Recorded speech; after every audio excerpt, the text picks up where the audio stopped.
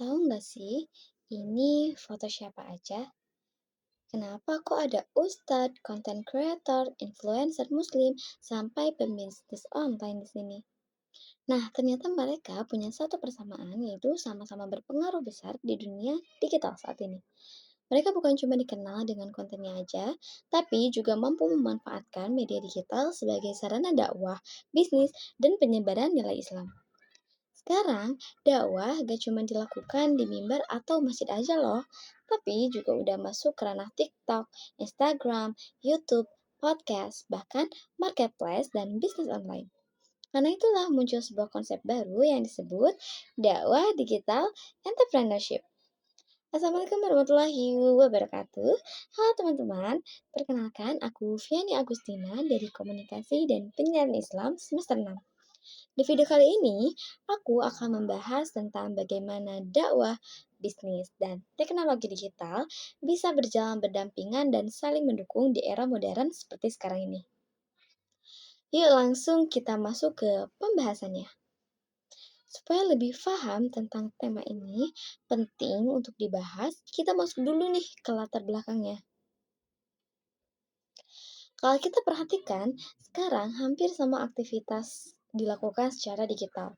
Mulai dari belajar, komunikasi, hiburan, sampai belanja, semuanya itu ada di media sosial dan di internet.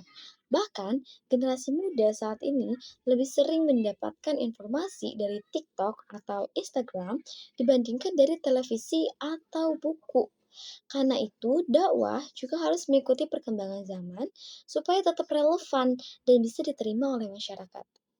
Tapi nih teman-teman, di sisi lain masih banyak lembaga dakwah yang masih memiliki keterbatasan dana untuk menjalankan programnya. Lalu disinilah muncul konsep dakwah digital entrepreneurship.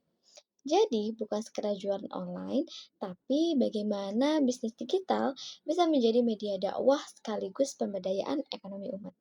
Lalu sebenarnya, apakah konsep ini juga memiliki dasar dalam Islam?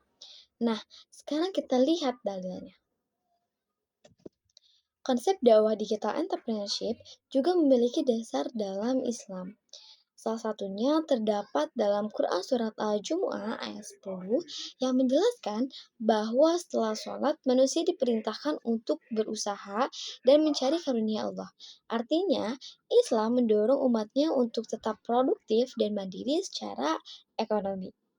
Selain itu juga Rasulullah Shallallahu Alaihi Wasallam bersabda bahwa pedagang yang jujur akan bersama para nabi dan orang-orang yang soleh.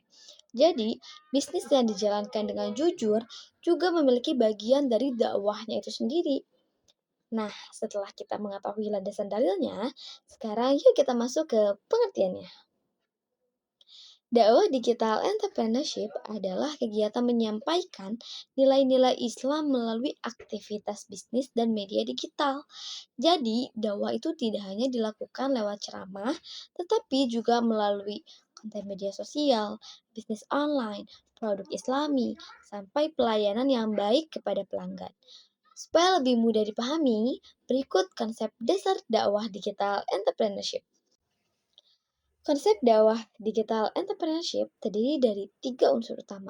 Pertama ada dakwah sebagai tujuan utama, kedua ada entrepreneurship sebagai penunjang ekonomi agar dakwah bisa mandiri, dan yang ketiga digital sebagai media penyebaran yang lebih cepat dan lebih luas.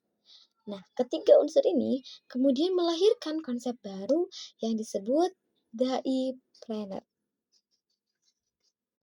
Daipreneur adalah seseorang yang mampu berdakwah sekaligus menjalankan bisnis berbasis syariah melalui media digital.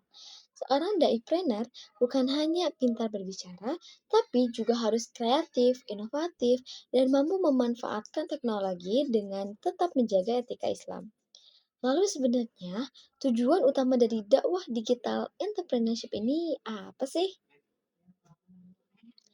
Tujuan utama dakwah digital entrepreneurship ini untuk memperluas dakwah sebagai generasi kepada generasi muda untuk menciptakan kemandirian ekonomi lembaga dakwah dan membangun ekonomi umat melalui bisnis yang halal dan bermanfaat. Selain memiliki tujuan, konsep ini juga memberikan banyak sekali manfaat.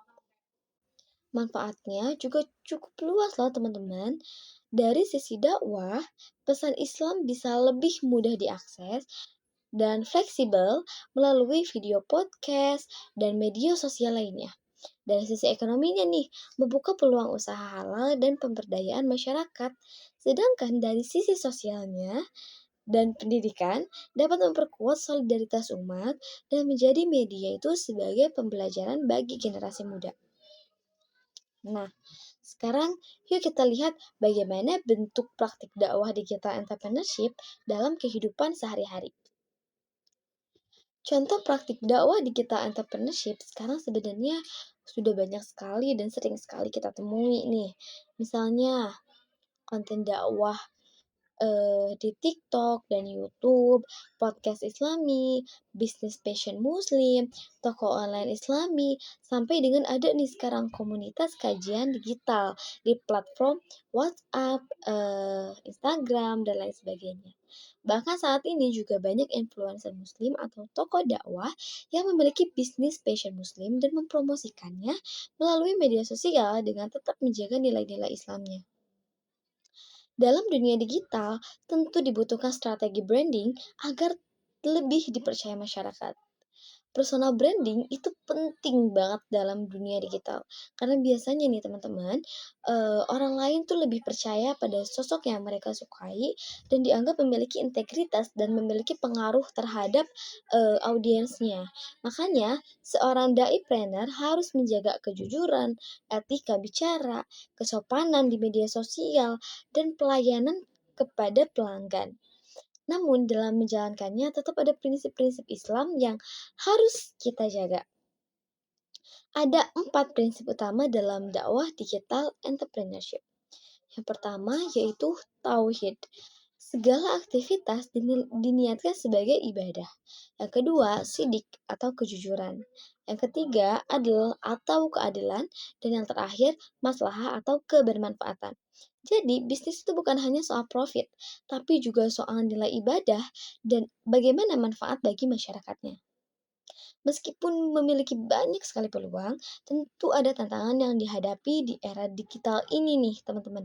Mulai dari rendahnya digital, persaingan dengan konten hiburan, cybercrime, sampai algoritma media sosial yang biasanya membuat konten dakwah itu sulit dijangkau oleh audiens baru nih. Bahkan pada kenyataannya, konten hiburan atau tren viral sering lebih cepat naik dibandingkan konten dakwah itu sendiri. Karena adanya tantangan tersebut, maka diperlukan beberapa solusi agar dakwah digital entrepreneurship bisa berkembang dengan lebih baik atau bahkan lebih sangat baik. Solusi tersebut seperti pelatihan digital bagi para dai, membuat konten yang lebih kreatif, kolaborasi dengan ahli IT, media, dan menggunakan strategi soft selling yang lebih edukatif. Setelah membahas semuanya, sekarang kita masuk nih ke kesimpulannya.